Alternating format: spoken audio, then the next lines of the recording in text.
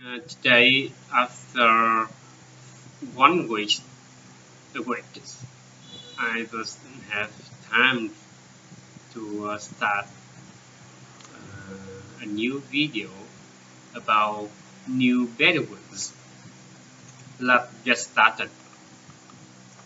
A new breed of worker fueled by caffeine and using the tools of modern technology is flourishing in the coffee houses of San Francisco, roaming from cafe to cafe and borrowing a name from the nomadic Arabs who wandered freely in the desert.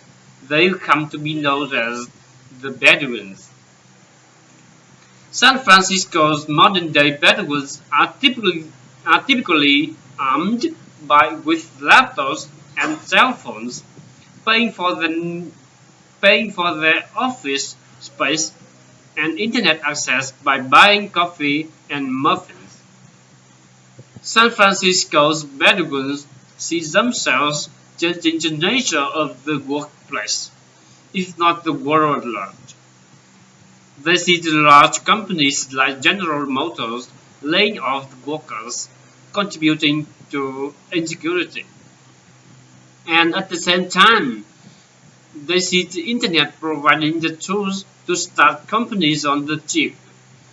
In the Bedouin lifestyle, they are free to make their own rules.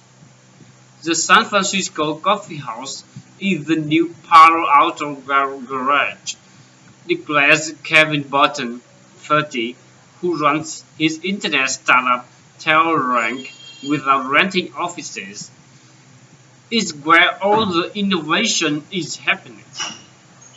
The move toward mobile self-employment is also part of what author Dan Pink identified when he wrote Free Agent Nations in 2001. A whole infrastructure has emerged to have people work in this way, Pink said. Part of it includes places like Kinko's, Office Depot, and Staples. It also includes places like Starbucks and independent coffee shops where Wi-Fi, wireless internet access for laptops and cell phones, and other devices is available. The infrastructure makes it possible for people to work where they want, when they want, and how they want, said Pink. Pink calls this Karl Marx's revenge, where individuals are the means of production, and they can take the means of production and hop from coffee shop to coffee shop, coffee shop to coffee shop. There is nothing more than there is nothing free than there is nothing more free than being a web worker. Or Malik says, there's no boss, you work for yourself, and this is the new Wild West. The individual is more important. That's the American way. It's about doing things your own way. Web workers represent that. Web workers, web workers represent that. It's the future, my friend. Ritual Roasters in San Francisco's Mission District is in many ways the epicenter of the Bedouin movement. Ritual on Valencia Street near 21st Street is almost always packed with people working on laptops. Every Bedouin seems to have a ritual story. There's the time someone boozed through the cafe on a Segway scooter. Robbie Red Labs, a hip web design shop in South Park, had his lunch party there. Themed for established web companies such as Google Incorporated and Flickr, a photo sharing site that's now owned by Yahoo, meet there. You'd never know these guys born millionaires, said ritual co-owner Jeremy Tucker. As for why they are there, Sean Kelly said, I'm visiting with my friends instead of being locked up in a big building in the South Bay. Getting a cafe to run a business is nothing particularly new.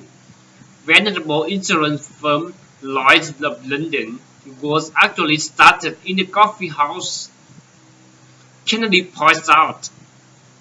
According to the Lloyd's of London website, Edward Lloyd opened a coffee house in 1688, encouraging a clientele of ship's captains, merchants, and ship owners, earning him a reputation for trustworthy shipping news.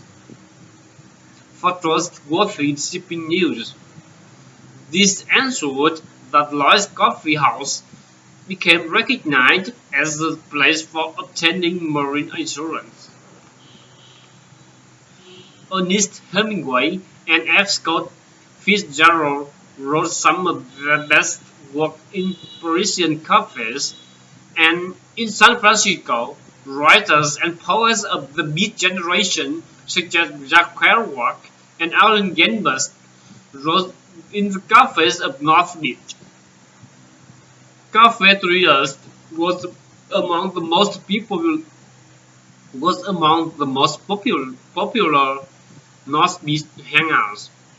Cafe Trieste was among the most popular North Beach hangouts. To have a cappuccino, you come to North Beach, to Cafe Trieste, says Diony Papagianni Goethe, the founder. Now, Cafe Trieste has joined the range of Wi-Fi cafes. It could figure that the one laptop in action on a recent afternoon belonged to an art dealer. A cappuccino for overhead is bad, said David Searle, 33. He struck out on his own 3 months ago and has yet to open a gallery. 60 to 70% of what I do can be done with the standard tools available to everyone: a phone, a computer, and a laptop connection. Learn more in Web Worker Daily. Thank you. I'm not, I'm not deficient in this video because I don't have preparation enough. So thank you for watching.